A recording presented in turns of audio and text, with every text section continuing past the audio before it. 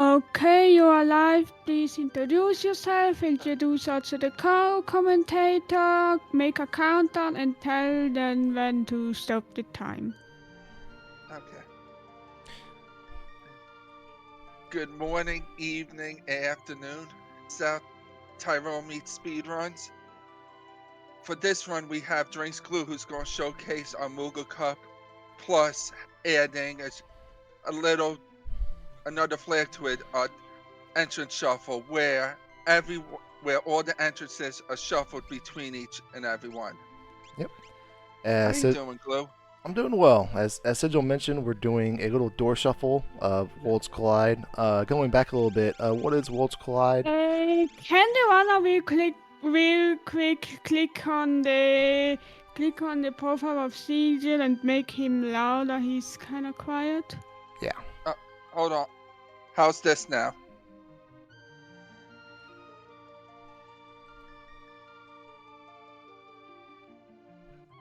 All right, that should be better. All right. So, what Okay. is Worlds Collide? Worlds Collide is the open world randomizer of Final Fantasy VI, and we're doing a Moogle Cup flags, which flags are basically settings if you're unfamiliar with the randomizer. And they're a little more of an entry level type flag. But we're adding another little wrinkle to this with the entrance shuffle. So if you ever played Final Fantasy VI, you may know that Narsh is up there in the north part of the map in either world. However, with the entrance shuffle, it could be anywhere. It could be at the Coliseum. It could be at the southern part of the world in Albuquerque or something like that. You walk in one door expecting to go one place, you're going somewhere else. And it's a really cool feature we'd like to show off today. Yeah. Yes. I believe it's one of our newest features. Yep. I am ready to go if you're ready to go, Sigil. I'm ready. All right, let Okay. us do this. 3, 2, 1, Go. go.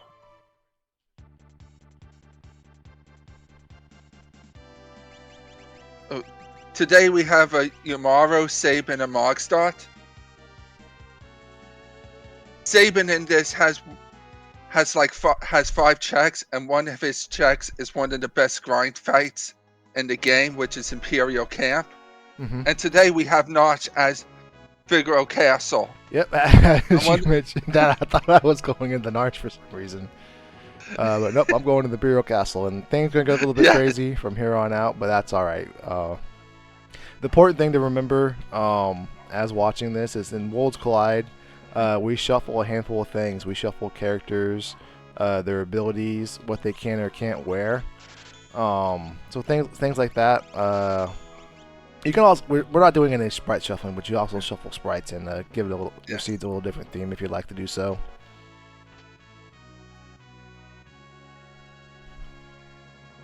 All right. Oops. So in most Worlds Collide seats, you're just trying to get off the ground a little bit, and you do so by looting. Looting gives you access to equipment and/or consumables, but more likely it's going to give you access to things you can sell to buy the things you need. So you just do a little traversing, visit some places that have some shops in front of them, and then buy the stuff you need to progress throughout the seed. What would you be looking for? What are you looking for right now? Well, hopefully a town that has treasure chest. Well, this guy has one. But we're looking for anything that can give us offense. We have less subpar abilities for the characters that we have at the moment. Yamaro is fantastic because he'll always attack. But other than that, it's a little rough so far. So we're just gonna keep flying around until we can find something that gets us going a little bit.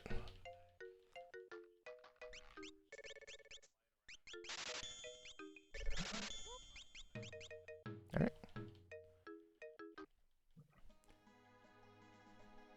And with these little map type of entrance shuffles, I've noticed it's kind of like best to just kind of tackle one part of the world at the time. So I kind of like to file on the west coast and just kind of keep note of where everything is or isn't. That's Leet River, for example, or excuse me, Serpent for example. And Which, next you'd be going to a place that used to be known as the door. Yeah. So knowing Serpent Trench is right there is kind of worthless to me at the moment because we don't have the character we would normally want to get in there. But if we ever happen to find that character, we'll make note of that.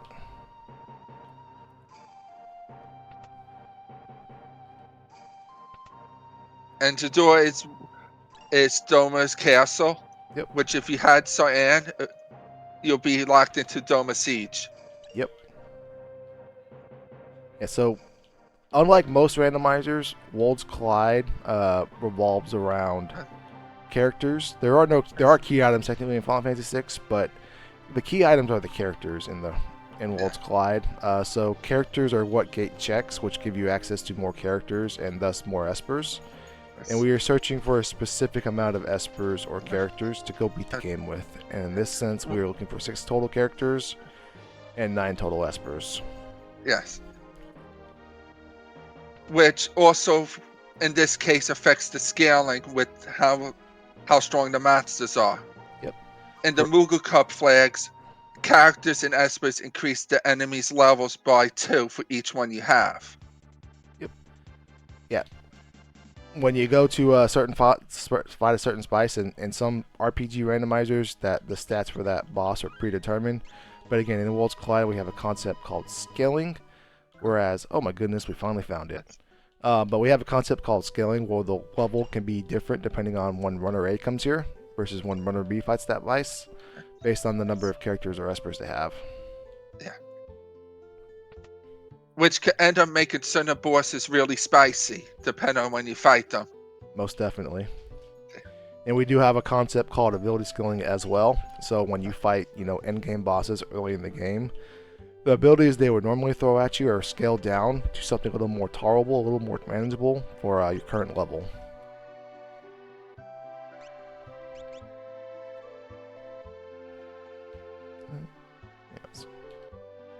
So this is South Figaro. South Figaro is a popular destination because there is a lot of chests here. Obviously, all the shops that we just saw. Plus, you can go down through the South Figaro basement, which normally in the vanilla game you don't go through until you come back here during the 3 scenarios, during lock scenarios. But down there are a number of random treasure chests, and because we shuffle those treasure chests, they can it's quite lucrative because it's very treasure chest dense down there for the time you are spending walking through a basement.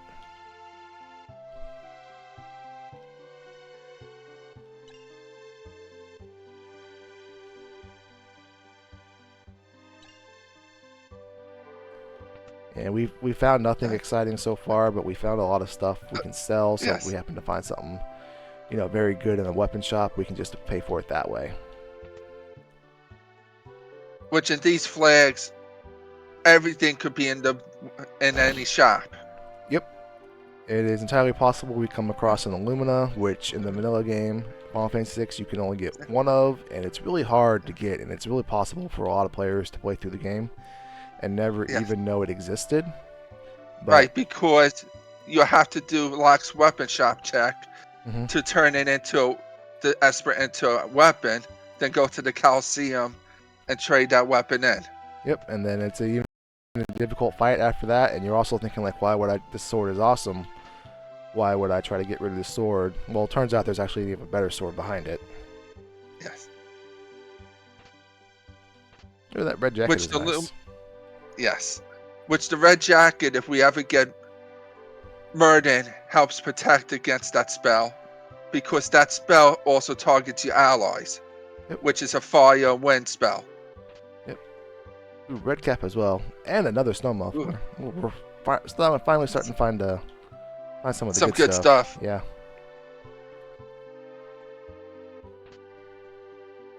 I think I'm more excited about the red jacket than the snow muffler. Yeah, snow muffler is weird because we do up the percentage.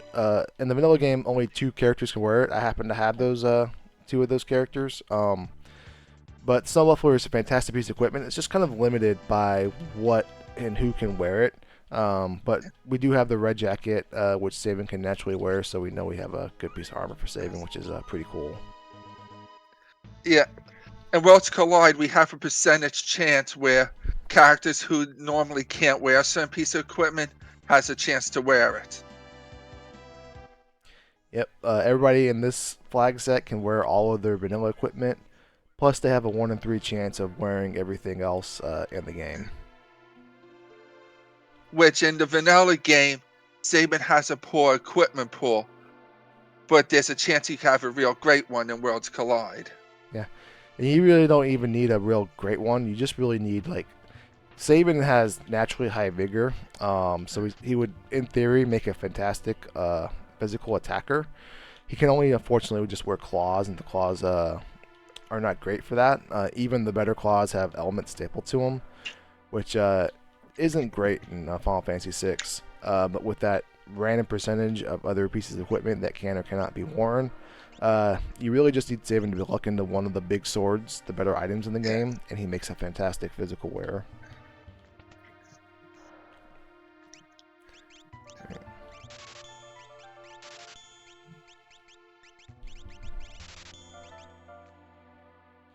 So we finally found Narsh. This is the first spot we found where we can actually do some of our characters' checks. Mog, as you see in the top left of your screen, that is our tracker.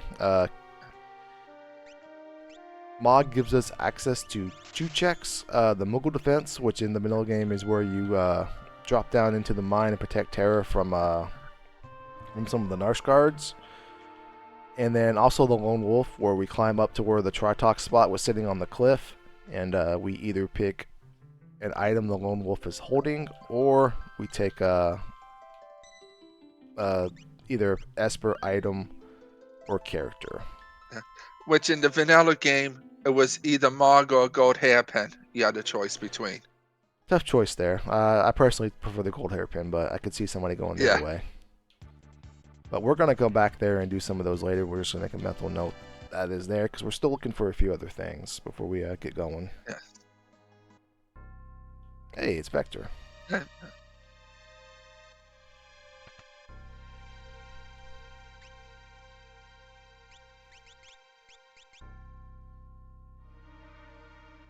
Cool thing about Vector is you cannot warp out of the town except for one spot, and it is the cafe that's up on the northern platform. Everywhere else you cannot warp out of.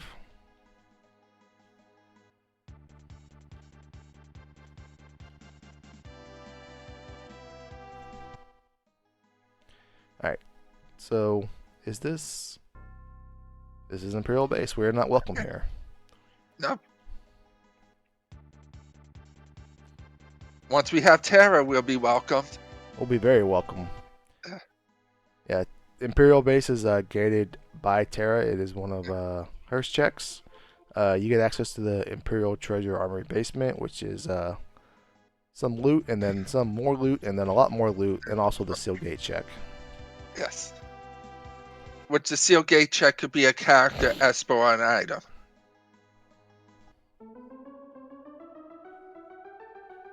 Alright, so we're going to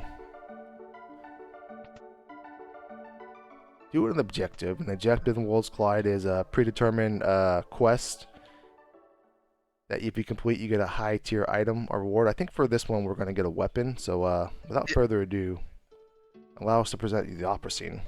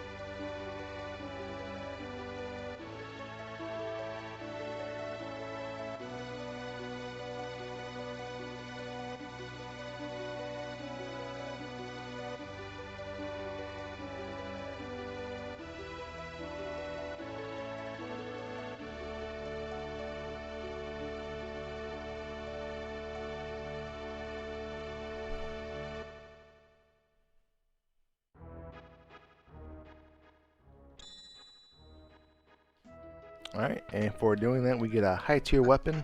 High tier weapon could be any of the weapons currently available on the board pool. And for this exact flag set is Illumina's, Ragnarok's, Atma weapons, Valiant knives, or fixed dice.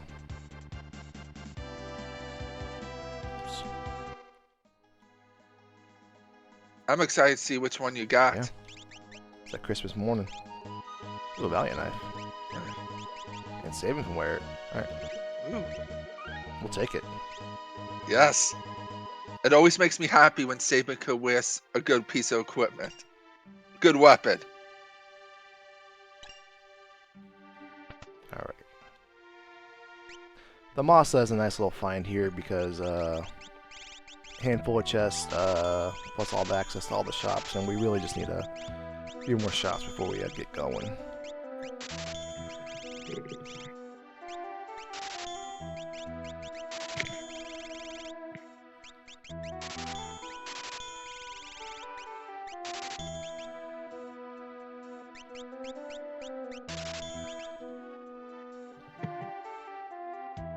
I see you bought a Genji glove, which Yep. lets you use 2 weapons and lets you equip 2 weapons at once.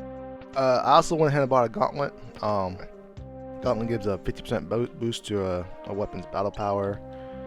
So it doesn't do me any good now, but I'm just kind of making in the future that we find some cool weapons we could take advantage of that with. Couldn't a Yeti take advantage of that now, though? He could, even with his Bone Club.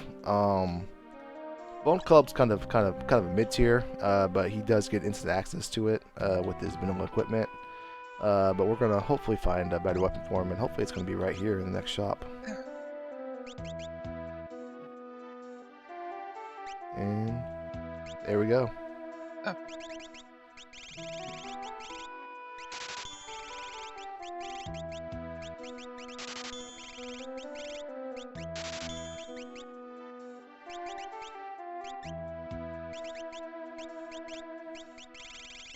Atma weapon is a fantastic find. Again, not going to do us much good now because Atma weapon's a little unique in that it gets divided by the number 32 in its battle formula. But once we start to reach about level 30 or so, it'll become a fantastic weapon, starting to consistently do 1,000 damage per swing, and then even more so if we're up to the fun and offer. So we're going to take 2 of those. Yeah, and also in Worlds Collide, a lot of times we have the flag stronger Atma weapon on, which lets it be stronger much earlier than what it would be in the vanilla game.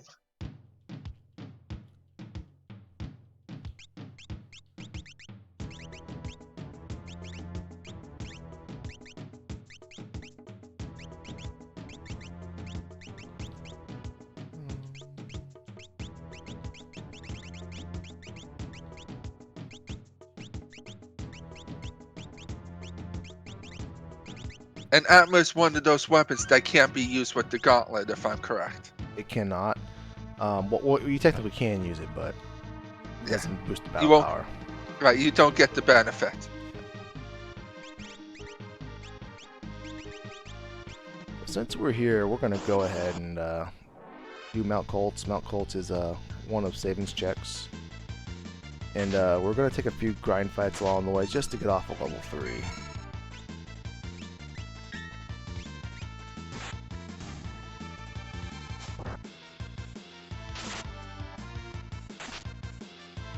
Yeah, your first couple of fights in Worlds Collide tend to be your most dangerous.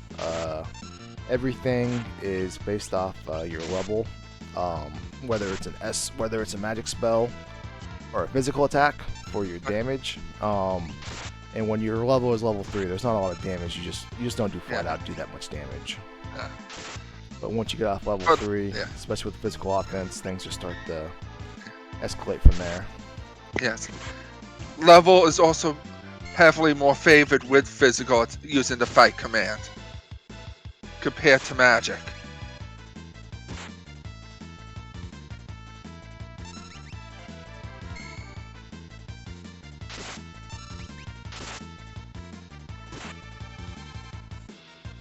Yeah, Valiant Knife is cool though. The way the Valiant Knife works is that it ignores defense, and it gets a damage boost, and that damage boost is based on your character's current HP compared to their maximum HP. For example, if Sabin has a maximum HP of 2,000 and his current HP is at 1,000, he will get a damage boost of 1,000 for the the Valiant Knife swing. And then if you can kind of see some scenarios where if you have like a muscle belt or an HP plus 100 Esper on it for a decent amount of time, that type of situation can get out of hand very fast. So Valiant Knife is silly broken in Worlds Collide. Yes.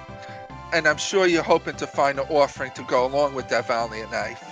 Yep. Since offering normally cuts the attack of your damage by 50%, but you do 4 hits. So overall you do 2 times as much.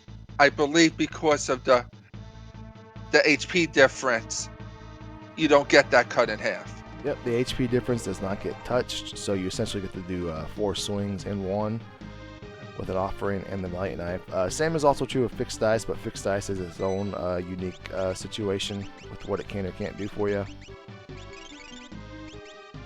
Oops, I sleeping by the wrong person, that's fine.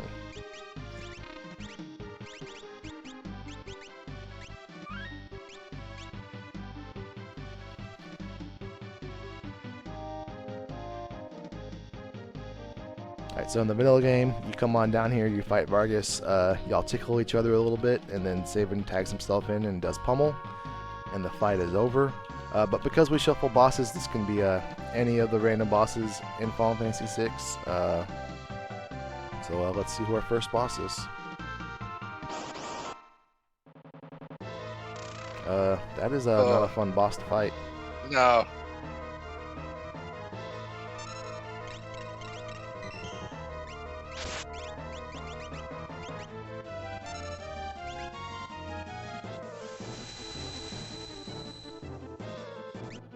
It's just a spell. I always forget to see which one can remove. Yeah. But that's fine. We actually want Sabin at lower HP, so him weakening Sabin here is not a bad thing, because once Poltergeist stops a character on this next turn, or eventually what he'll do is he'll blaster them, which is what I'm just waiting for. And now that Sabin is dead, I can revive him with low HP, and now his Valiant Knife will do a little bit more damage. 250 more damage per swing, I believe.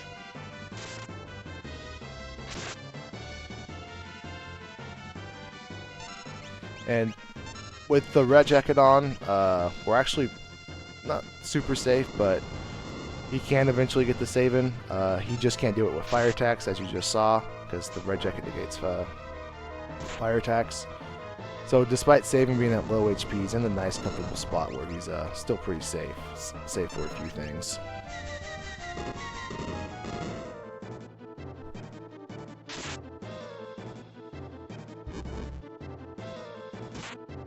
And yet he's taking less damage with fire attacks because the Stone Muffler absorbs ice, but also halves the damage of fire attacks. Yep.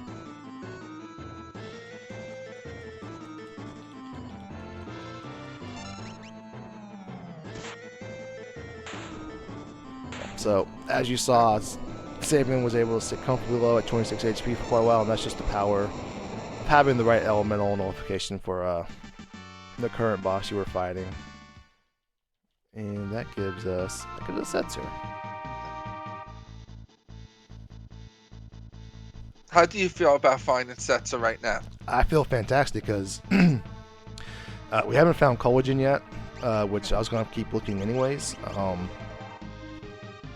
So that's cool because we haven't walked past where we need to go with him anyway, so pretty nice find.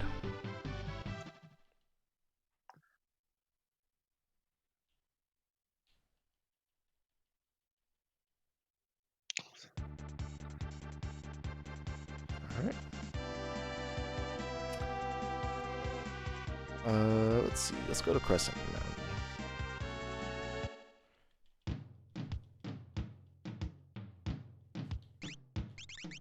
Now I am looking mainly for Imperial Camp, Crescent Mountain, and then Collagen. Well, I'm looking for Crescent Mountain, which is right here, and let's see what that is or isn't. Oh, hey, speak of the devil. You wished it into existence. I did, and we're gonna get rid of that Mog.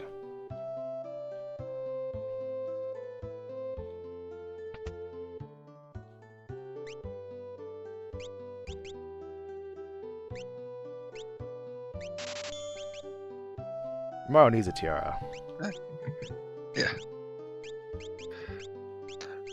Are you going to equip the scimitar that you found, or just...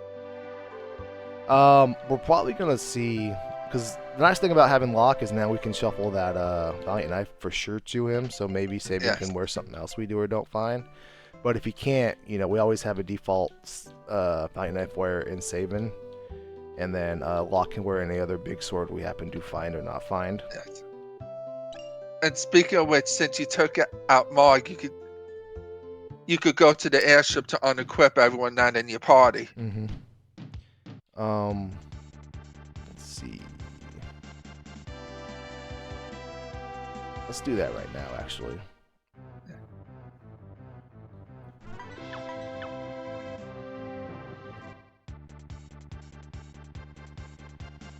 Since Locke could also use the Atma weapon. He can. So it's really a big question of what can Zetzer wear. Can Zetzer wear anything? He cannot.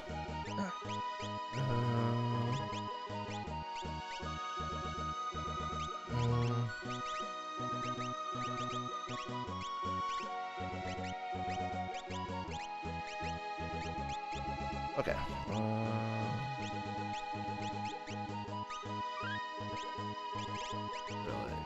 We have one earring. Yeah, we have one earring.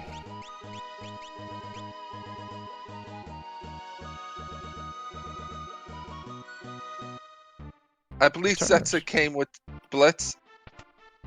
He did. No, Setzer came with Magitech. Locke has Blitz.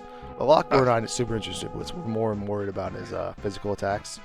But Magitech is nice here early because it's essentially gives you access to like a free Fire 2, Ice 2, and Bolt 2 with the Magitech abilities. And also a heal, if need be. Yep. So a little less useful later, but more useful early game, and we're still very much in the early game, so that's a pretty cool find. The thing I like most about Blitz is Mantra. Where it lets you, for the rest of the party, fix up blind, mute. So you don't have to waste like an echo screen on people if you have multiple people with that status ailment.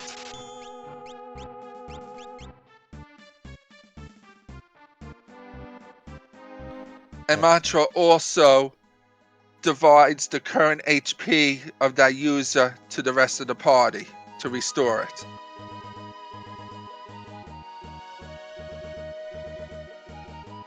Alright, so Phantom Forest in the map shuffle is a little unique in that there's technically two entrances to it, so you get two different spots this could technically be. So we'll see what's going on with the south one first and then go from there. And it's Miranda. We'll take it.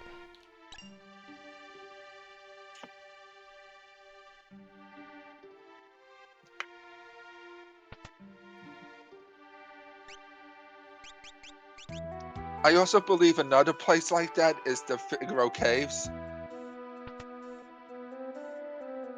Yep, there are a few spots where they have like a north entrance and a west entrance, or a south and or a west and the east, and this. Oh, another red cap. And yeah, they can lead you to two different spots. Let's take the north part of Phantom Train now and see what happens.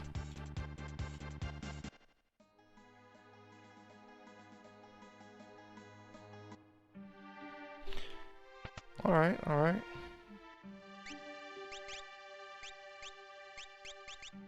So this is Albrook. Albrook is kind of a war-torn town. You see all the destruction everywhere, but you know what? Did they deserve it from the Empire? Who's to say? Ooh, fireworks. And in the vanilla game, we come through here when we're trying to go to Damasa.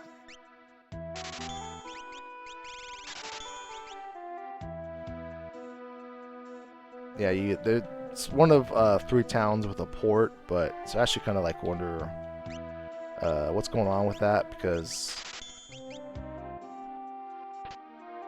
like you only ride a ship, I think twice. You ride it like a few more times, but you do it off screen in Final Fantasy 6.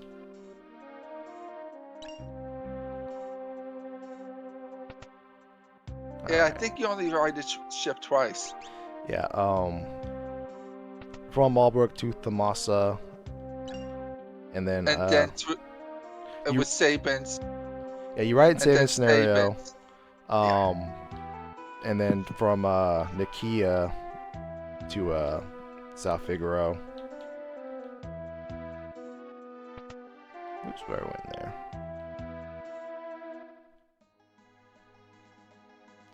Alright, there's a few more spots up here we can check.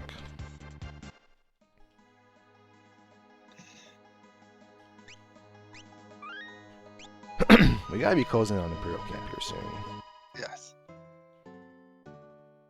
Speaking of Nikia. Yeah, speaking of Nikia.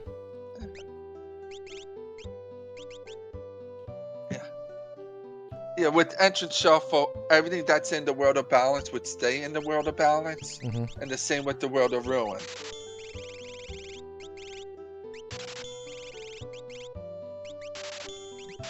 Alright, we're gonna play a fun little game called Can We Afford This Ragnarok?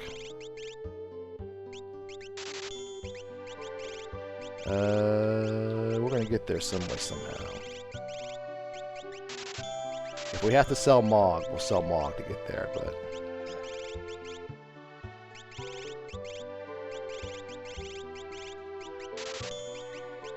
Oh no, we're almost.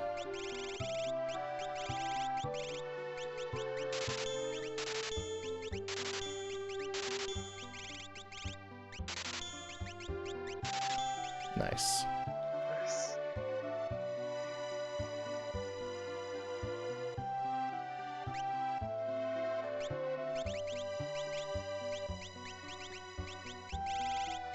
Alright, we're just being greedy. Let's get out of here.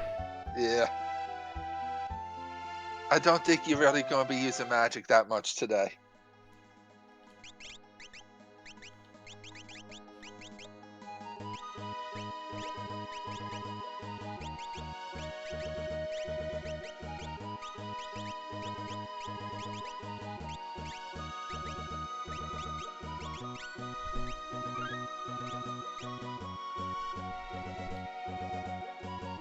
And as you saw when Glue equipped the gauntlet, it increased the battle power of Locke, who was wearing the Ragnarok. Yeah, Ooh, what is this? Ooh, we're gonna do this real fast. Yeah. So gauntlets are fantastic for Illumina's, Ragnarok's, because of the battle power increase from the gauntlet. Less so for a few other things, like Valiant Knife for fixed size doesn't really do anything. There we go. I don't think it could be... Oh yeah, you don't get nothing in value with the fixed dice, I don't think.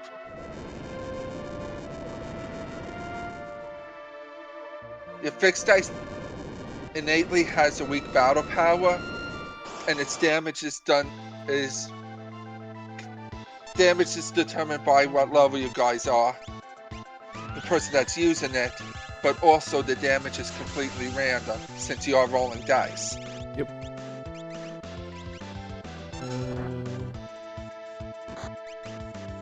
So South Figaro Cave is kind of unique in that there's 4 tiles in it. You need to, or excuse me, 3 tiles you need to step on to trigger this tunnel armor fight, which is obviously now Senior Behemoth because we're playing the randomizer. But we came in through the wrong side. There's no way you can come through the east side and not step on all of those tiles in the vanilla game, but in the randomizer you can just backtrack a little bit, get to where you get the last tile, and then once you see the screen shake, you've stepped on it, and you can go on forward and trigger the rest of them. I can't survive Blowfish, unfortunately. No.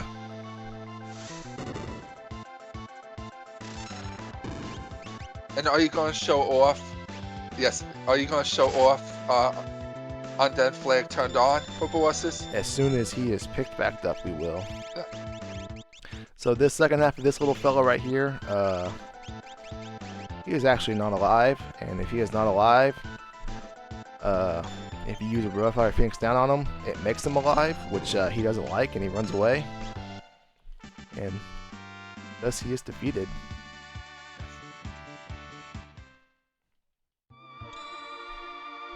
And if you don't have, let's say, Phoenix down a Revivify, you could just cast Doom on them. Yeah, he is also susceptible to instant death. One of the few bosses that are. Him and Phantom Train are.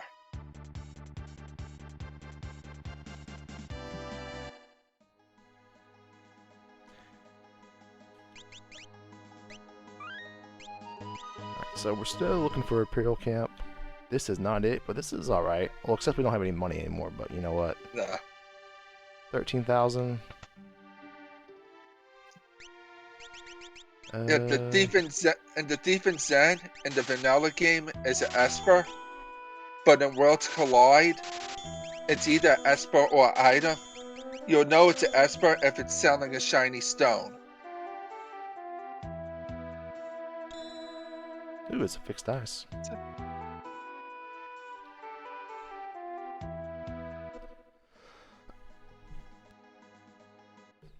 I'm assuming you're going to put it on Setzer. You would assume correct, good sir. In the vanilla game, Setzer's the only one that's able to equip fixed dice.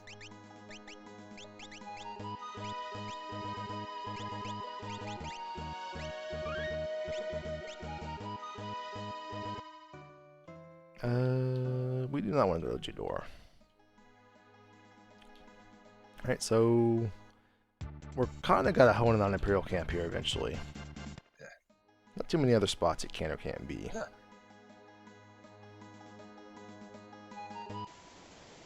Oop, we do want this spot. Yes.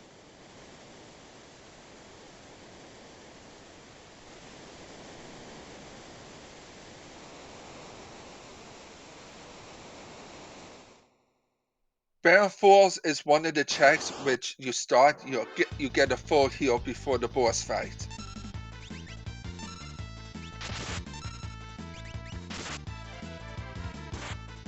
Yeah, you get a story heal here. You get a story heal and a few other checks as well in Worlds Collide.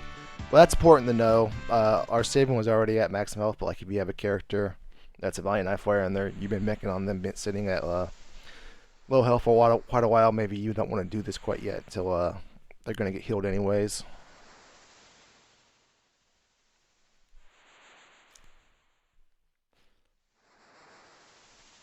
Alright. We get our first Esper? I promise they exist. There we go. Yeah.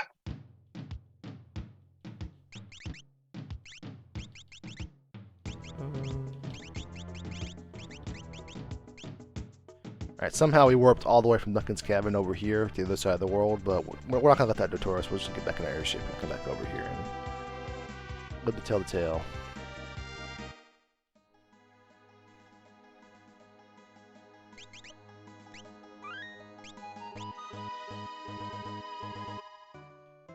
Ooh, Mobliz. As is customary. Yeah, in Worlds Collide, when we see a dog, it's customary to pet it. To pet the dog. Yes, if you do not do so, you immediately make a very bad list. You are banned from the community, banned from the Discord. We report you to the local and federal authorities, and we leave it in their hands.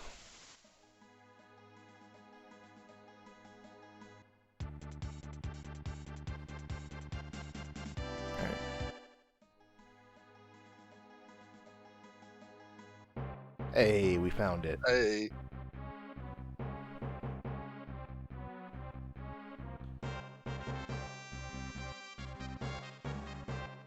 Alright, so this is one of Saban's checks, and it's arguably the best opening check in the game. Just took us a little while to find it, but we get access to a monster in a box, which can be one of those offerings we mentioned. It could be something that gives us experience, or it could be something that we just don't like, and it's pugs, and we just run away from.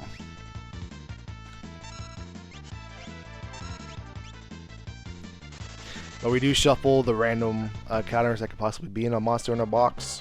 But generally, there's two you really want to see. One of which is Katana Soul, which grants you the offering. You never want to see these guys. These guys are in the vanilla game in Fanatic's Tower, where you get no experience from them. And also, Fanatic's Tower, you can only use magic. Yeah, you get experience from them. It's just a very bad experience, not actual experience points. Alright, so whenever you come across level magic, you just get out of there. Yeah.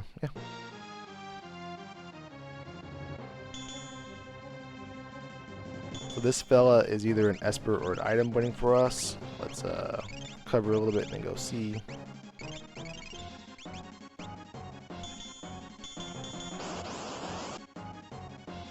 Ooh, nice.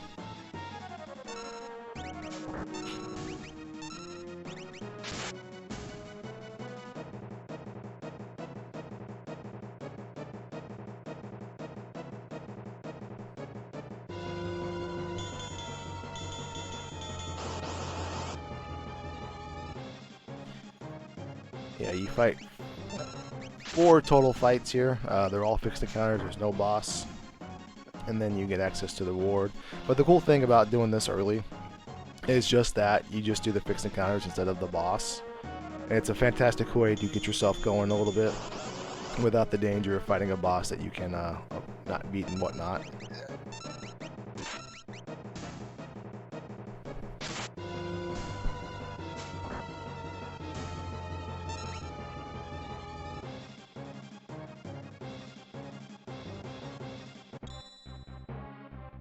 Ooh. It's a nice Esper find. Yeah. Yes. What makes it a nice find is, at the end of the game, there's 4 fights you do in a row, and at the end of the 3rd fight, you get hit with a physical instant death attack. Which, because since now Glue has Fenrir, when you use that, it'll give everyone an after image, and then the physical attacks will miss you.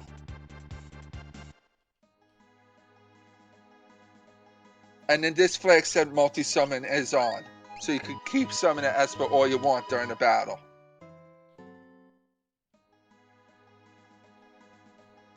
Alright.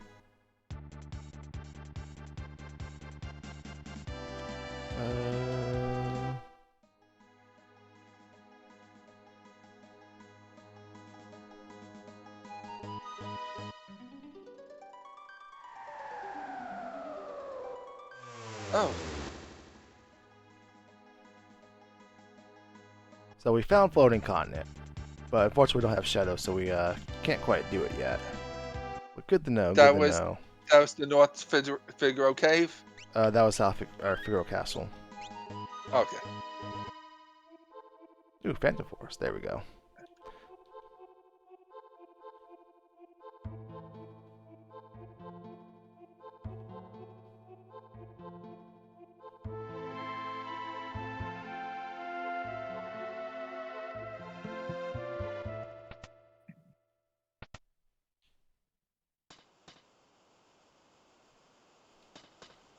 So again, another one of savings checks. This fella is always an item shop. Yeah. I believe it's the second ghost coming from the right is always the item shop. Yes, indeed. For the first 2 cars. Uh, And also, this check is also peekable. As soon as you enter the train, if you go right, you can see if it's a character, Esper, or item. Yeah, but we're kind of not interested what it is or isn't. We're going to do it anyway. It's just we're trying to cross stuff off the board.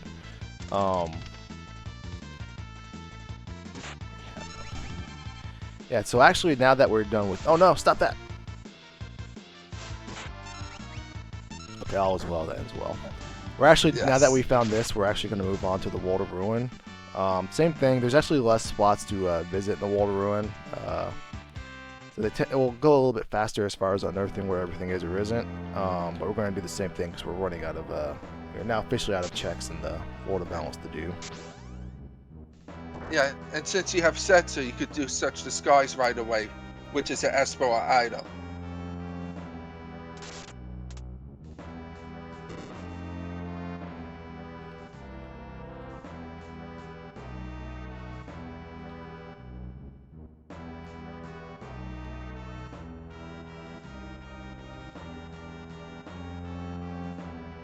And another cool thing about Phantom Train is one of the 11 monster boxes is in this room right here, along with 3 treasure chests.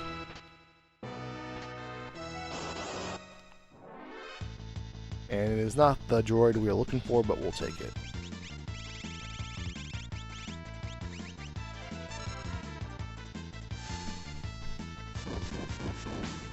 Besides Katana Soul, what other fight are you looking for? Gigantos, which is normally in the floating continent monster box. He is the most experienced, dense single enemy in the game. So he's a fantastic boost to your levels. Another nice thing about Gigantos is he has virtually no magic defense, so as long as you can breathe on him some way somehow, eventually you will take him down. He does counterattack with some physical attacks, but if you have any type of armor, you are probably fine. Yeah, I believe it's like 2 throat jabs and a single attack he counters with.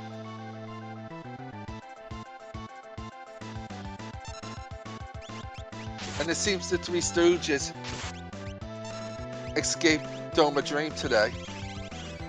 They appear to have escaped, but we're sending them right back, I tell you. Yes.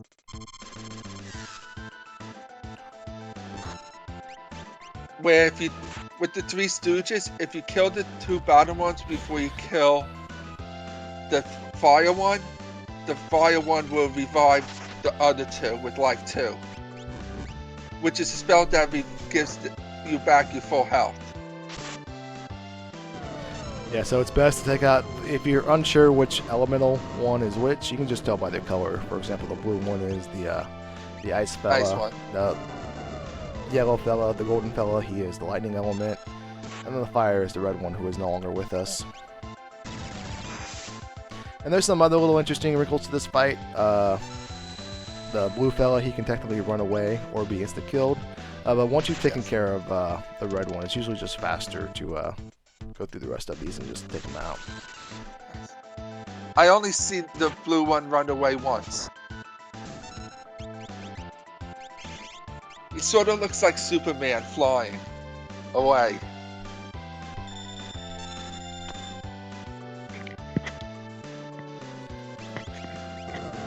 Alright, that's a pretty fortunate attack because it is only fractional.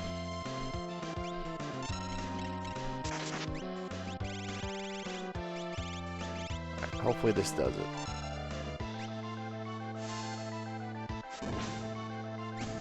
There we go.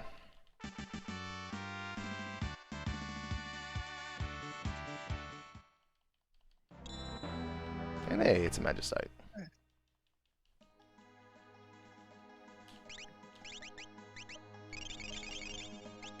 See what it does or doesn't do.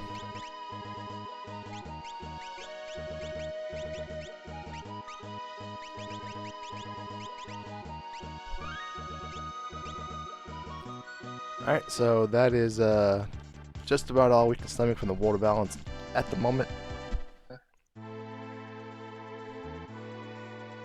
So let's start up here with Narsh and see what happens.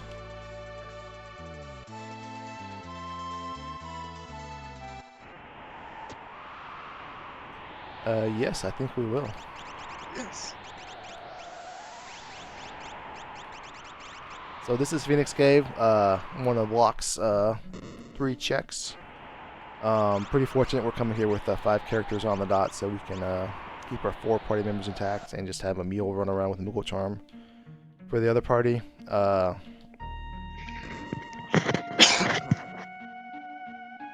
But this is one of the few spots in the game where you have this little scenario where you are switching about your party members and trying to advance through the dungeon. The other more notable one, the more common one, the more punishing one is Kefka's Tower, which we will at some point in time get enough characters and espers to work our way there. Yeah. Which in this flag said is 6 characters and 9 espers. Yep, we have I think 5 and 3 so far. Yes. But business is about to pick up a little bit because generally the checks in the Wall to Ruin are generally faster and more dense. So example, as soon as we find Wall to Ruin Narsh, we have access to Blue, 4 checks. Take Marg off the switch. Oh. Every time I do that, it goes right back over. So you can technically, in these scenarios where you have multiple party switch, if you are holding the directional button as you switch characters, it doesn't quite register the character. Like you'll physically be standing on one tile, but the game didn't move your frame over, so you're technically visually you are still on one, but technically you are still on the other. So when you switch back over, you move yourself back onto that tile immediately. If you ever see, like, when you go to switch characters, like the screen kind of slides, that's when you did that.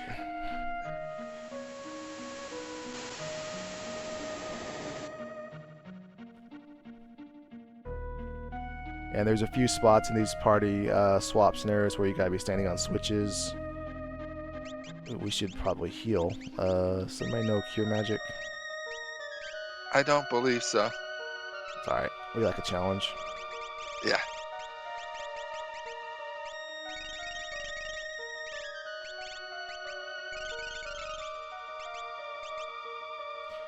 There's one of 8 legendary dragons down here. I use the term legendary very loosely. These guys tend to be pretty easy, unless they are unscaled. And in this flag set, they are not, so they go down with a whole lot of nothing more often than not.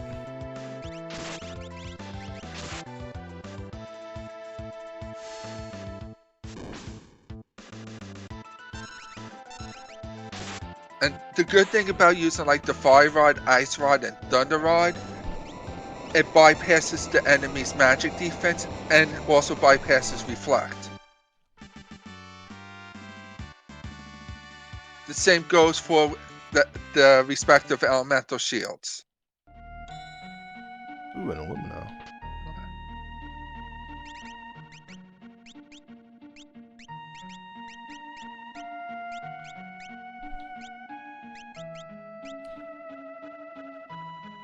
So you know what?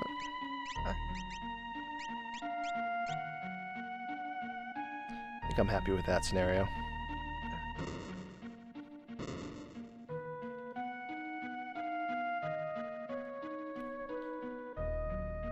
Hopefully you find another gauntlet along your way. Well, we have the one Genji glove, but I prefer my big swords to match. Yeah. I don't like seeing the Lumina and then the Ragnarok come out. I'm a weird fella, but a little picky in that regard. Yeah.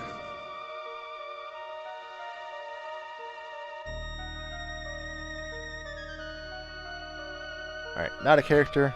That is perfectly fine. We'll take all the magicite the game would like to give us.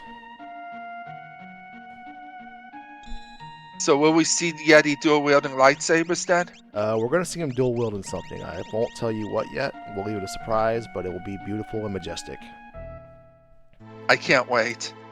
Alright, let's keep this.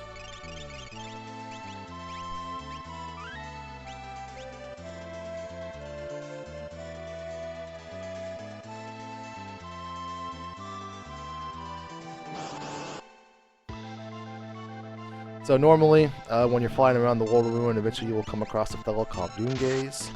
But because we shuffled the bosses in Worlds Collide, this is obviously not Doomgaze. This is Margus and some teddy bears. So rather than having to fly around the world looking for a specific tile, if you have access to Zetzer, you can select on the World of Ruin airship, the Falcon, the Search the Skies option, and that immediately grants you access to this fight.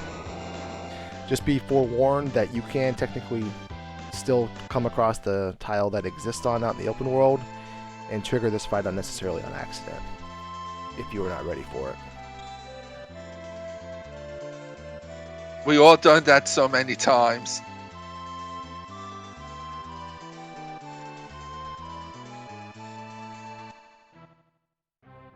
Alright, your door.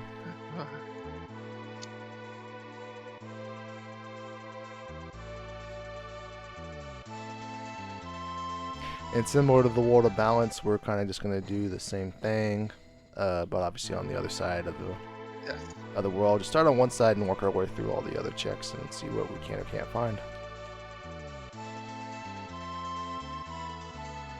And what you just saw Glue do right there was Y strafing with the airship. It's a way you could avoid going into the Doomgate spot flying around. And also makes it easier to go to certain places if they're close by.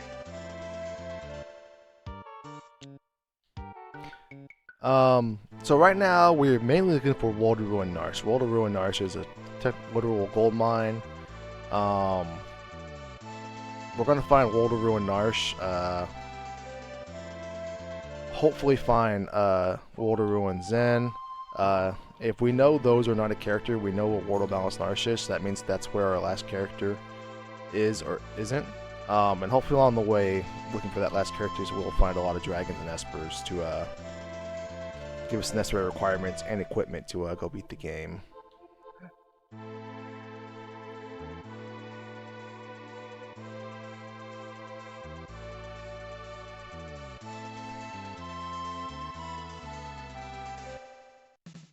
Ooh. I love a good Coliseum visit. So do I, especially when I have a Yeti. See what these fine folks are offering up today. Ooh. Alright, so we'll take a flame shield. It would be rude not to take one or two, to be honest with you.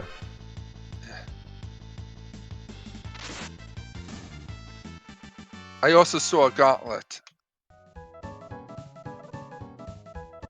If you want the extra one for Sabin. Sabin can't wear any of the big swords. So Sabin, No. I think we're all but sold on the giving up on the offering now going forward. No, yeah. But Uh, Sabin has the Illumina equipped. Does he? I thought Locke had the Illumina. Yes. Ooh, he does. Ulak has the Ragnarok. Yahtzee. Which one of the big differences between the Ragnarok and Illumina is the Illumina hits for full damage in the back row, while the Ragnarok doesn't. And also the Illumina guarantees to hit. And you found your experienced gold mine. Despite his gnarly appearance, we are always happy to see this fella. I love him so much. I want to get him, send him a nice birthday card on every one of his birthdays, but unfortunately, I tend to kill him before he can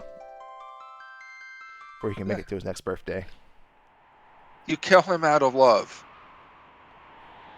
Now, as we mentioned, Gigantos is the most experienced dense monster in the game, so he is a fantastic find there.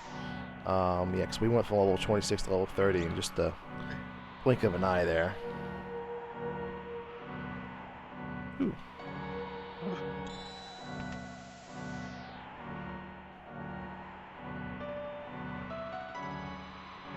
So we want to check a few espers. Sure. Less sure. Kinda sure.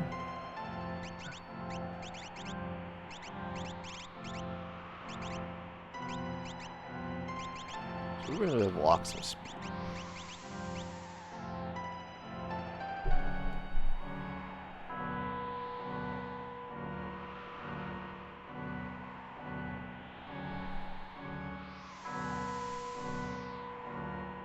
Alright, so once we get to the top of this mountain, we will have access to the Ice Dragon, the Tritox spot, along with the Yumaro's Cave, which can be a character, Esper, or item.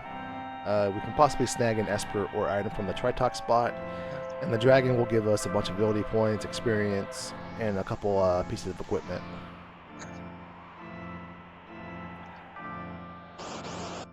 I hope it's a zombie dragon.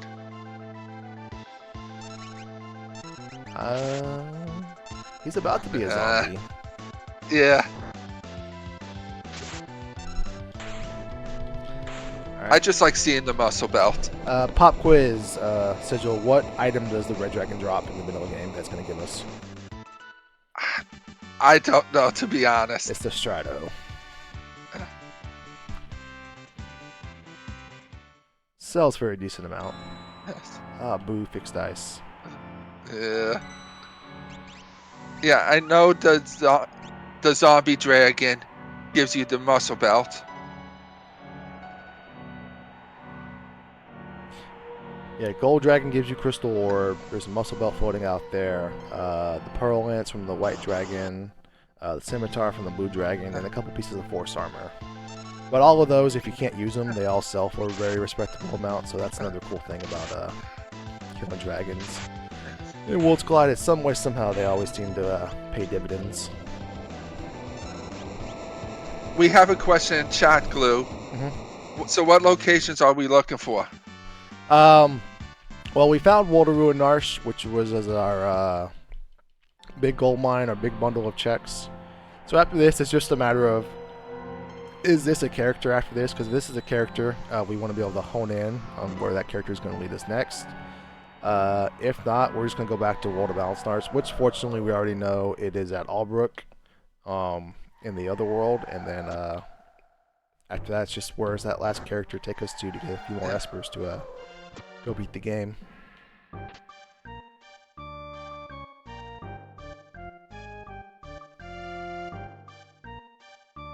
Alright, we're about to enter the most beautiful cave in all of the caves in all of the lands, Yamaro's Cave.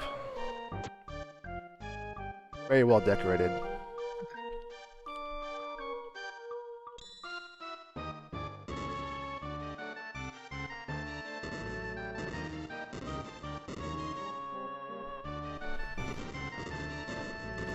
Raiden's one of the two espers that's able to do instant death on enemies. Yep, Raiden, and then obviously Odin. In Worlds Collide, you don't have to trade in one for the other. You can get both and have both and use both. Alright.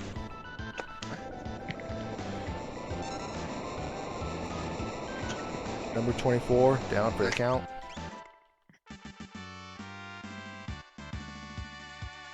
Yeah, we haven't really ran into a lot of threats. Our biggest threat was actually probably the Poltergeist we ran into at the beginning of the game.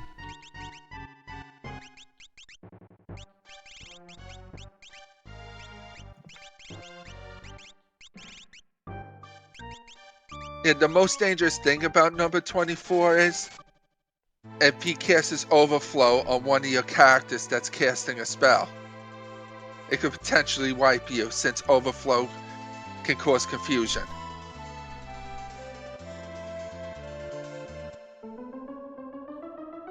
You know what? I think I'm going to take a few stabs and see if I can stumble across Waldaroo and Zen, because that's the one chick I have left in this world besides Narsh. Daryl's tomb. Oh yeah, and Daryl's tomb. My goodness.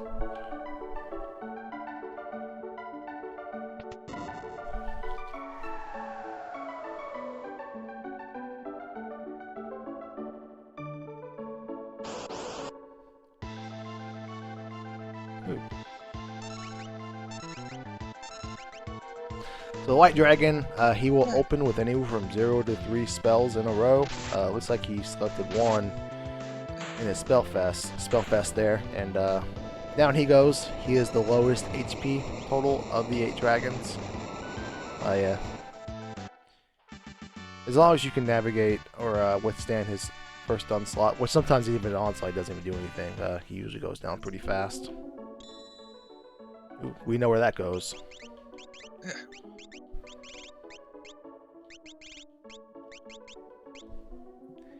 Yeah, you always want to give your experience eggs to your MVPs of your party, and today our MVP is obviously and very clearly Yamaro.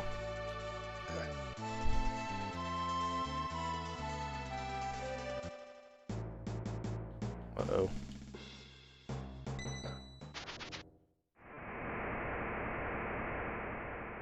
So would that make Gogo's check the Zone Eater someplace else now?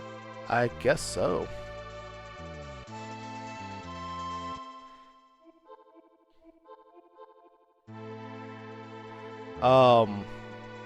So you can actually get, that was the Zone Eater Cave, which you can actually get. There's there's a chancellor that blocks you from crossing the bridge, not the normal trolley chancellor, but an actual one that's laying there you can't move. Ooh. And it is not a character. It's another Esper item. That is perfectly fine.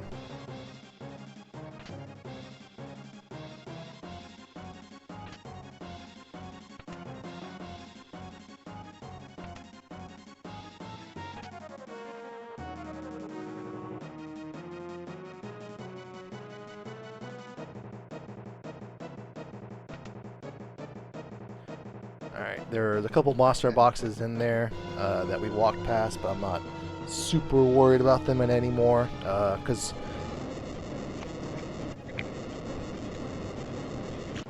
the offering would be cool for the Valor Knife and or either of the Atma weapons, but I think Genji Atma is probably one of the most slept on things you can do for a character. Offering Atma, you take a 50% damage penalty. For each swing, so you kind of have it the same way, but there's always something to be said for having targetable offense, or being able to put the offense, the swings in the spot you want them to. Yeah.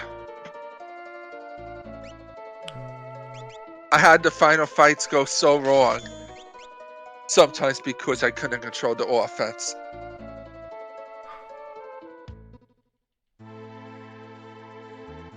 Yeah, we're always thinking ahead. The most difficult fight in the game, so far in this seed, it was obviously the Poltergeist fight at the beginning, and not much else in between. But flying ahead, there are some dangerous fights in store for us. In Keka's Tower, we have to split the party into 3 different lanes, and as you can see, we've only been using 4 characters so far. So 2 of those characters are going to have to do a fight 1v1. Oh, my apologies. I made a grave mistake there. Go do this. Dog. It's a good dog. There we go. Yeah, so we'll have to fight a couple bosses 1v1, which in the wrong hands, the wrong boss against the wrong party can get out of hand a little bit.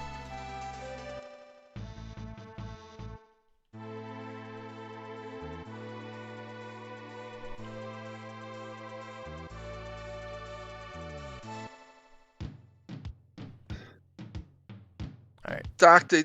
Yeti just makes the choices for us. Yeah, the only thing Yamaro does is make you go faster. Like there's a lot of hesitation. The cool thing about Worlds Collide and Randomize in general is they're condensed enough of an experience that they lend itself to speedrunning against other players. So what Yamaro does in that capacity is he essentially puts the pedal to the metal for you. He helps you realize that you didn't need to go through your menus, you didn't need to sit there and wait and play it safe. You were fine all along. That is Ancient Castle. Yeah.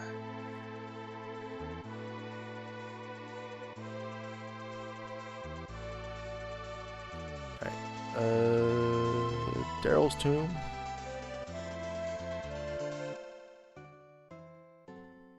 Did we get the word from Compogen earlier? Yes, you did. Yeah, we did. Okay.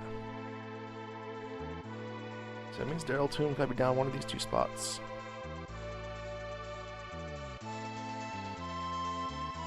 Apparently a character, according to Doctor, logic's different in Map Shuffle, that the character can be an AC. AC is a free check. Oh.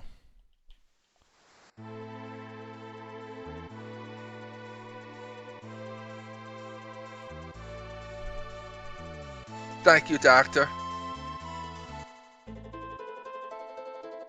Alright, so let's go to Ancient Castle. So I guess Daryl's Tomb has to be the Zonir spot, so let's just go to Ancient Castle and see what happens. One thing I know will happen is we'll kill a dragon for sure. You never checked Duncan's house. That spot.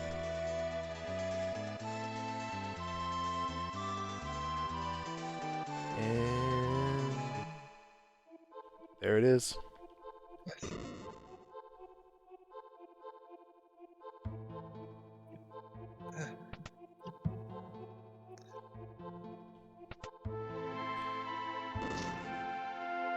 So I wonder what Zone Eater is then. Doctor, is Zone Eater a location in this now? I think it had to be Ebbets Rocks. Ebbets Rocks is the only thing I don't think I found.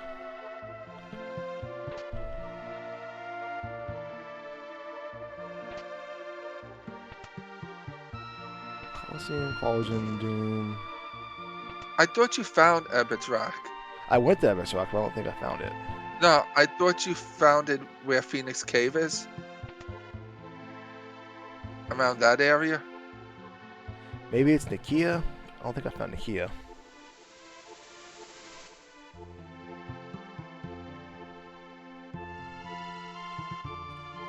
Yeah, I don't remember seeing Nikia.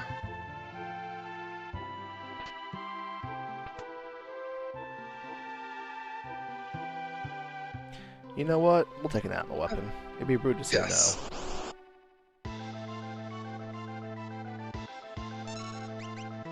We could have Yeti grow a third arm.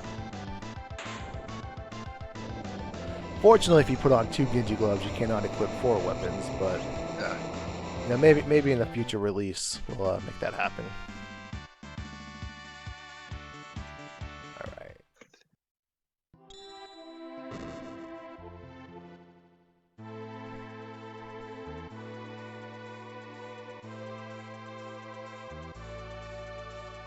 Let's head on back over to this wonderful cave, see what it is or isn't. That was South Figaro Cave. That was Figaro Cave. Oh, that's a good point. Where was Anti Castle then? I thought it was Phoenix Cave. Let's go to this.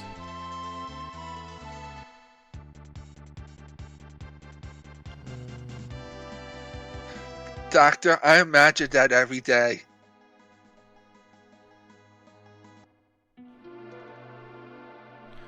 Alright, so there is another check that is open to everybody. We call it Kefkat Narsh, but it is in the middle of the game where you do the another tri-party sequence. Oh yeah, I already triggered one. Excuse me. Yeah.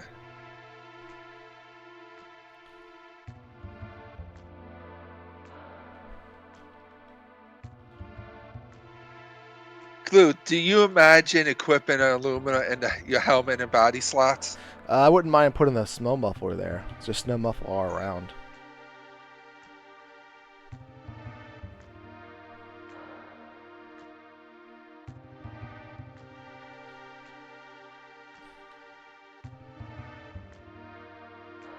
Alright, so as we mentioned, this gives us access to the Lone Wolf, which in the middle of the game you're choosing between Mog or Gold Hairpin. This scenario we're choosing either a check reward or an item. He'll tell us what the item is or isn't, but we don't know what the left side option is. Unless it is a character sprite, then we know it is that character, and we're actually going to save. So if we don't like what we get from this, we may revert back and pick it again.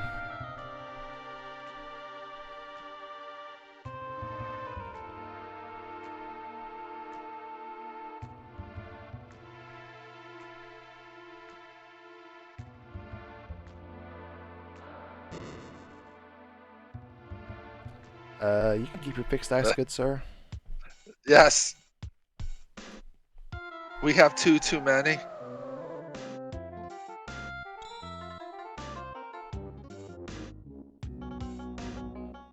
Right, that is Esper number 9.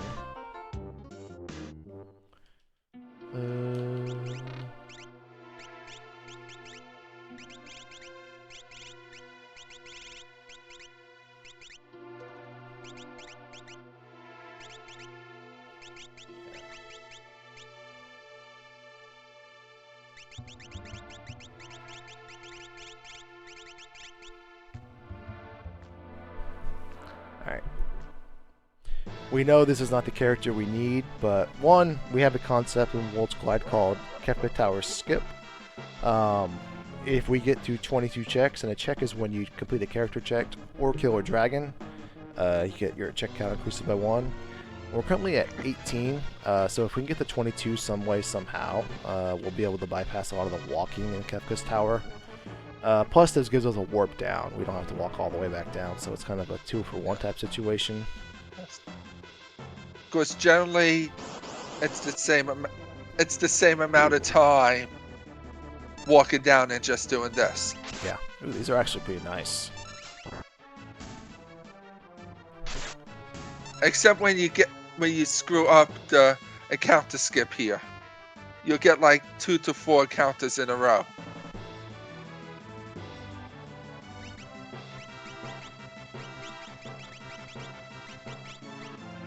Yeah, but that's okay, because now I'm going to teach everybody quick as a nice little safeguard for the final fights ahead. The good thing about quick is when you cast it, it lets your character do 2 turns in a row, and the first turn does not trigger a counter attack.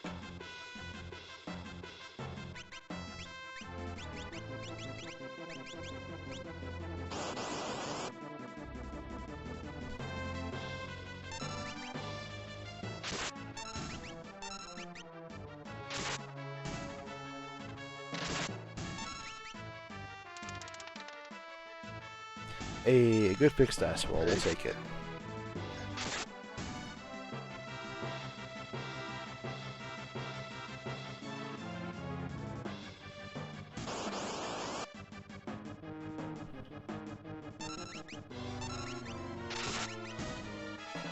Alright.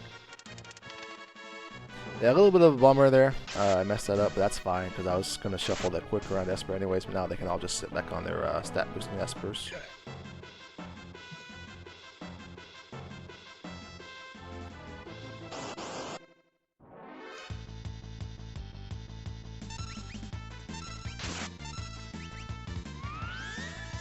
Alright. There are 4 Ultros fights in Final Fantasy VI. I believe this is the second one we have found. This is technically Ultros 3, which, like the other 3 of them, is not much of a challenge. Yeah. But the Ultras fight we really don't want to see is the 4th one, because when you win the fight, you get blown away, you don't get any experience.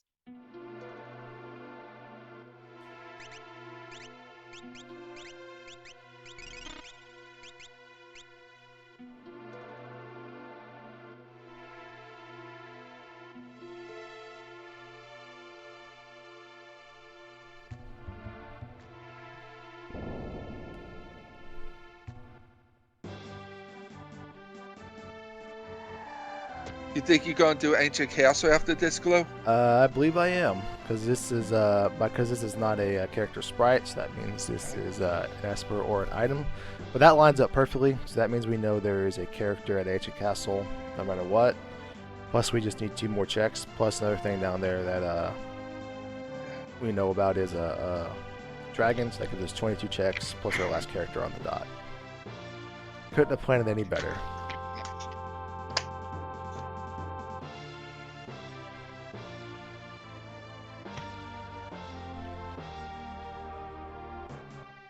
And Mughal's defense is another situation where we could do a counter skip.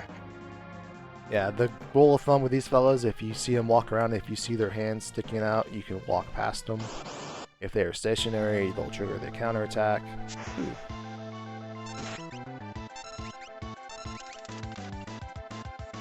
What a roll. Yes. Alright. What a hit.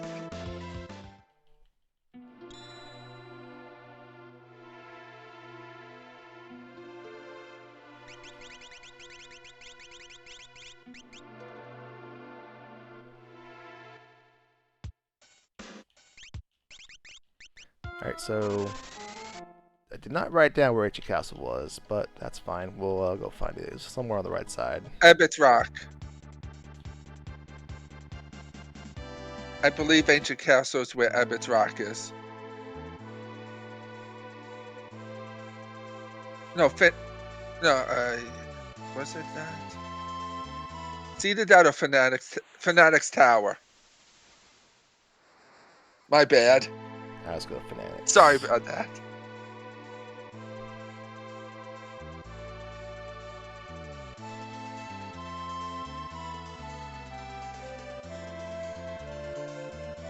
There we go. Yes. Great music here. Yeah.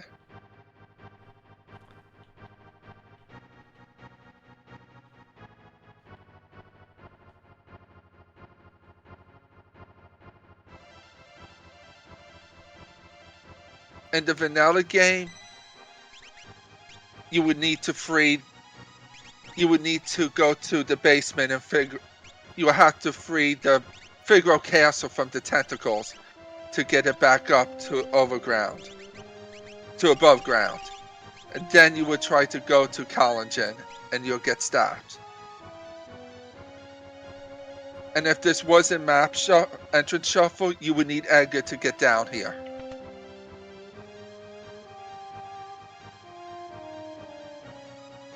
Because this is one of the three Edgar checks.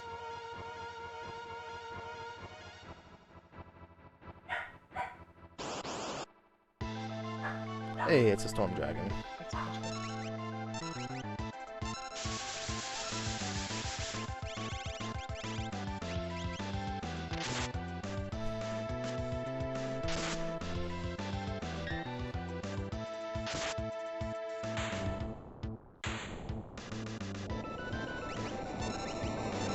And as the doctor said in chat, something else is buried in the sand underneath Figaro Castle. What do you think it is, Sigil? Ooh, Ragnarok. Boo. Yeah. Doctor, question. Is Kefka's Tower in its vanilla location still?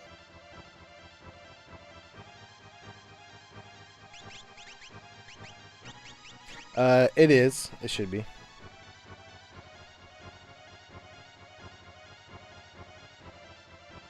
We're actually going to take that Go-Go just because he's a fantastic utility.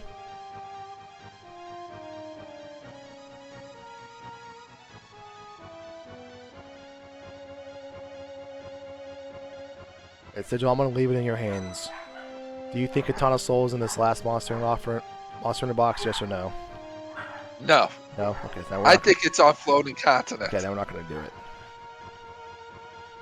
Just kidding. We're going to find out if Sigil's a liar, ladies and gentlemen. Okay. You dodged a bullet there, Sigil. Yes.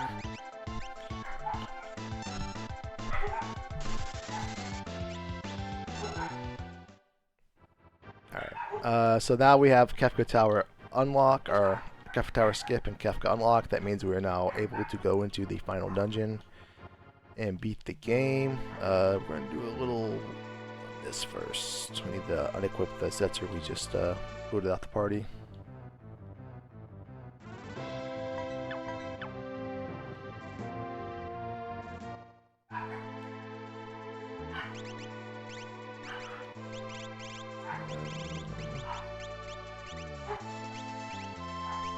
But also, if you want, I think you could go to Duncan's house to learn Bum Rush.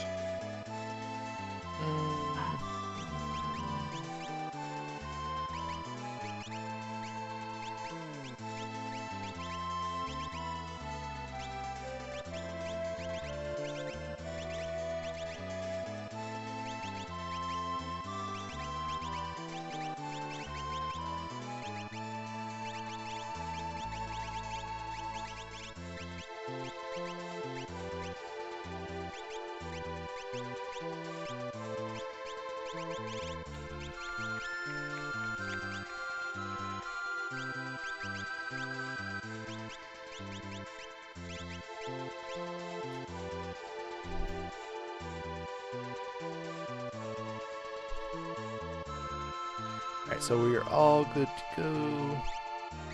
Save in case of disaster. And finally, we have a Yamara with double lightsabers. He's living the best life. Alright, we'll put our MVP up the middle with Go-Go.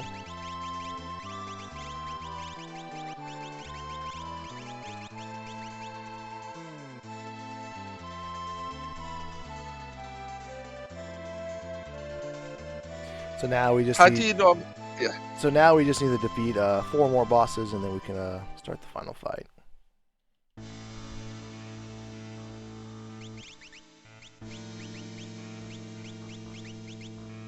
Normally, the 4 bosses would be the 3 statues, Doom, Goddess, and Poltergeist.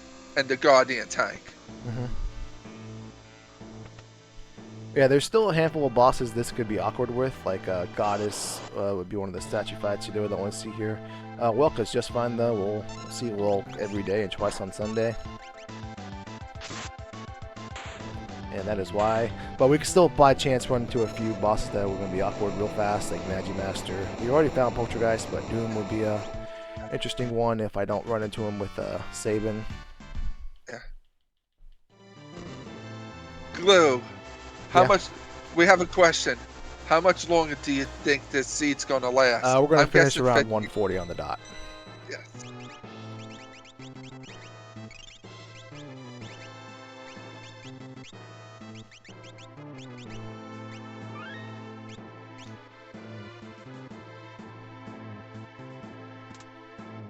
Yeah, with this much offense, I'd be surprised if you go any farther than that.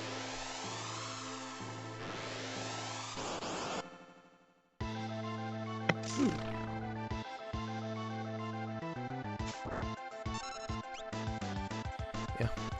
To be honest with you, Mario, you got this. We don't need to do anything with Go-Go. Yeah. Mario gets a bad rap in various Final Fantasy communities, whether it's across Reddit, Facebook, GameFags, or our own personal Discord. But to be honest with you, let's talk about it. Mario gets a lot of unnecessary slander. He is misused, not quite understood. So, Joe, what are your thoughts on Mario personally? I personally really like him because, one, he's a character you know what he's going to do throughout the whole time. You don't have to think about what he's doing. Yeah. He's just going to hit stuff. Yeah.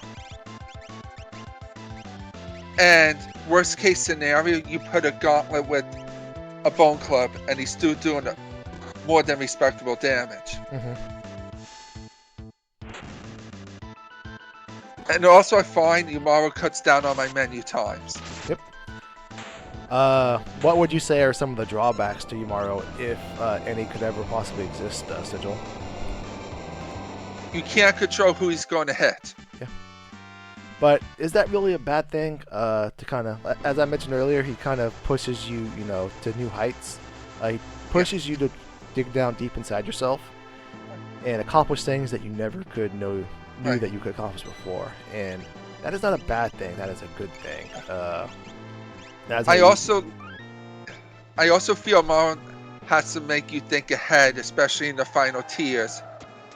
How you gonna prepare for the death counters? And also makes you realize you have to count HP. Yeah, if you were aware of what's coming, all Umaru does is, let you show that off. Ooh, it's Doom. And there goes Mog. This is pretty fortunate to fight Doom here because, one, Doom is weak to Pearl, and Sabin's Illumina can proc Pearl as you were seeing, so that's going to be a free, huge chunk of damage. But in the second half of this Doom fight, when Doom's aura starts shaking, he grants himself Reflect and the image status, but since the Illumina does not miss, regardless of status effects, image being there or not, he will swing through it and pierce it, and take care of the fight in 3 turns. Yeah, this was the Umaru side. The lock on this side. We would be dependent on lock swinging until he could pierce the image, and there's a 1 in 4 chance of each swing of you breaking Doom's image. But again, the Illumina just pierces it, so none of those RNG shenanigans are you're subjected to. But also, if he didn't make himself immune to fire, he could have used fire rods. Oh yeah, we still had. He does absorb ice and poison, but we still had a few other avenues to get through that fight comfortably. All right. We're all on the switches. We are all on our way up to the final fight.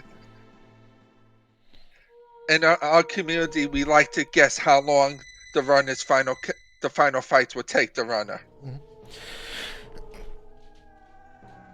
Yep. Which I'm going 645 for you. We're going 6:45. Yeah. As Sigil mentioned, a fun little game we like to play is how long will it take Drinks Glue, myself, to defeat the final boss?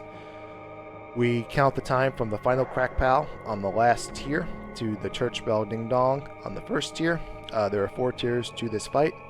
I would say a good, comfortable estimate for an average runner is about 10 minutes, but we have pretty decent offense. We have the greatest character in our party in the history of video games in Yamaro. So 6:45. I'm gonna go with 5:30.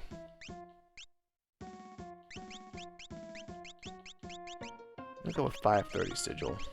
I think you're sleeping on Yamaro there a little bit. I had to give these enemies hope.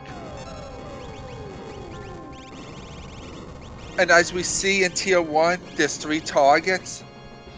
The head, which death counters with Quake, and also casts Dread when HP gets low and changes your character's rows. Long Arm, which is weak to ice,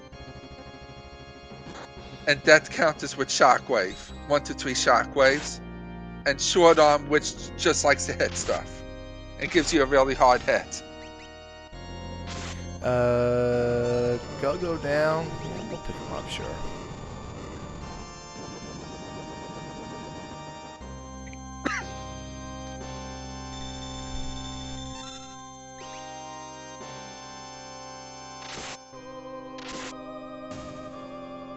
Alright. So that was the fastest tier 1 as you could hope for. Yes. Tier 2 has 4 targets.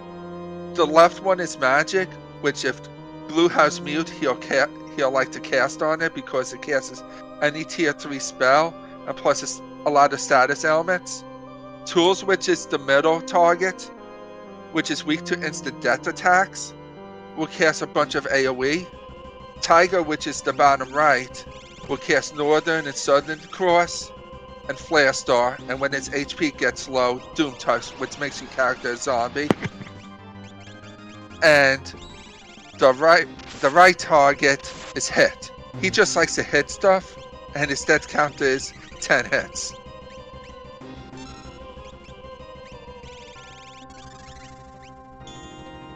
Alright, because we don't have mute, this is where this abundance of quick spells everywhere is going to come a little bit handy. So we're just going to take out all the parts in the order that we like to take them down in with this quick spell. What order do you like taking them down in? Ideally, so tools, this spell right here in the middle is weak to instant death, but we're not even going to bother. We're just going to swing big swords and end the fight as quick as possible.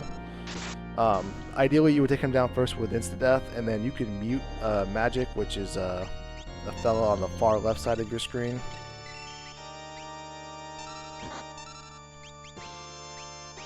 But because we don't have access to mute, we're just going to hit him in the face with swords till he dies. Oops.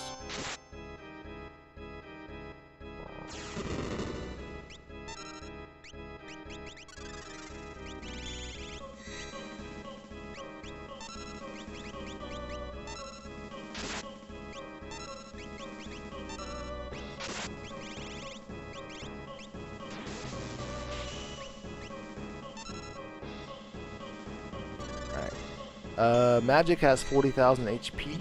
I think this next swing should do it though.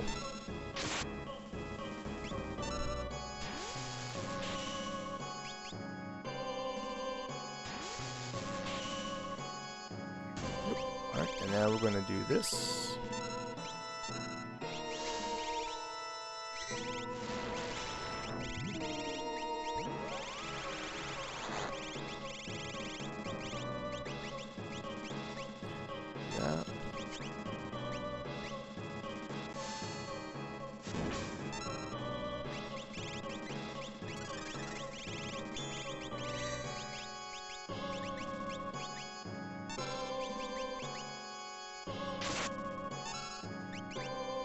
Alright, so...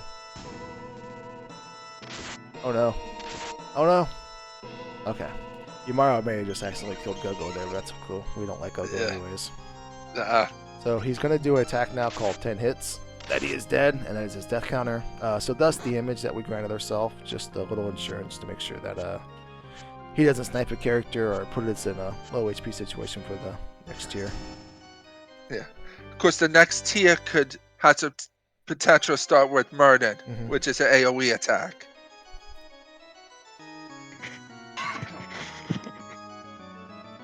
Yep. There are two parts to this tier, Lady and Sleep. Sleep is the fella laying down taking a siesta, and Lady is the one behind him. Lady can do some funny things, but they only have 9,909 HP, and as you can see by these sword swings we are doing, that is not going to be much of a problem for us.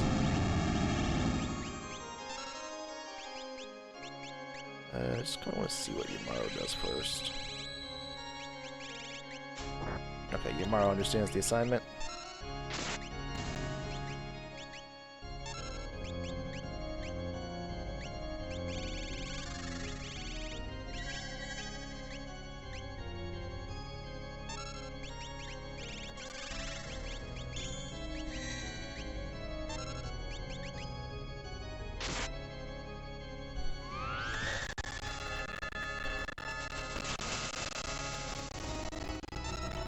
And when Sleep gets underneath 12,000 HP, they start countering with Medio and Train. Yep. Is Yamaro stopped? Why isn't Yamaro acting? No. I think it's because you've been using Quick. It screws up with Yamaru's ATB.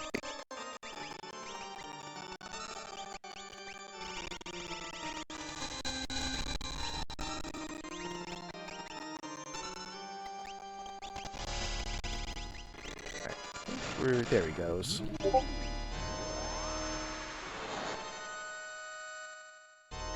let's see what Yamaro does. Yamaro smash. And we'll let Lock kill him.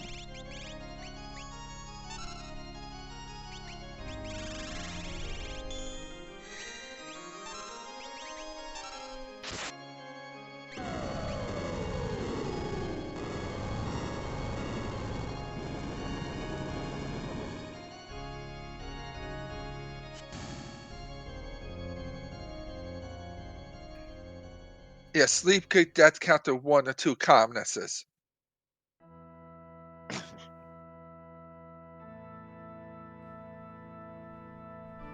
And the final big bad boss of the game is Kefka, who comes down in his majestic glory. I wouldn't say majestic. Like, he doesn't decorate this place very well. The only thing he has going for him up here is the sunlight, which he doesn't have anything to do with. Like, if he could put a chase, you know, an armoire somewhere, this place would really be classed up. But nevertheless, we're not here to talk. We're here to fight. Which, if you don't do 30,000 damage right away, he's going to cast Fallen One, which brings everyone's HP down to 1.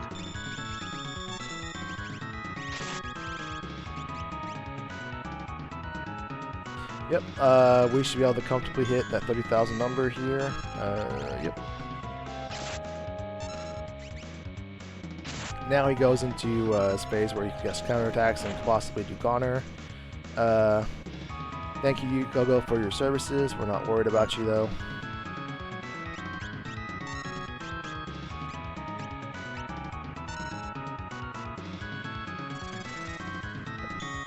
So he has 62,000 total HP. I think we're like around 35-ish.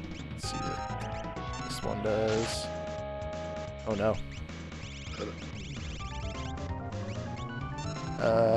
This is fine. We will survive it.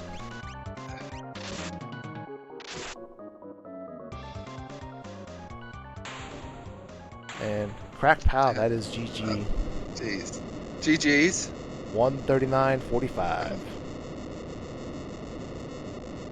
So the game officially ends when you see that little flash of light that transforms of Kefka's body. So 139. And please call timeout, thanks. Yep.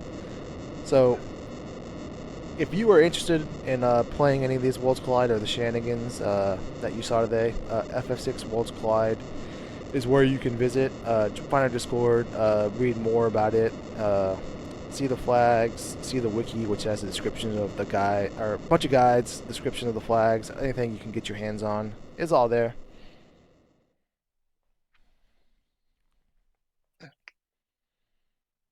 But yeah, that is Final Fantasy VI Worlds Collide with the Internet Shuffler. Thank you anybody who had tuned in and watched us. Thank you SouthTyrol for hosting us and allowing us to put our shenanigans on your channel. Thank you Toto for hosting us today, and then thank you Sigil for doing commentary with me this morning. You're welcome. It was a lot of fun. And thank you for letting us put this show on.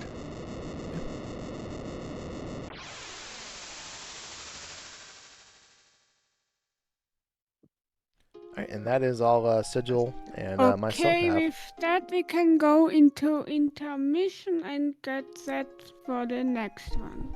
Awesome. Thank you very much. Thank you.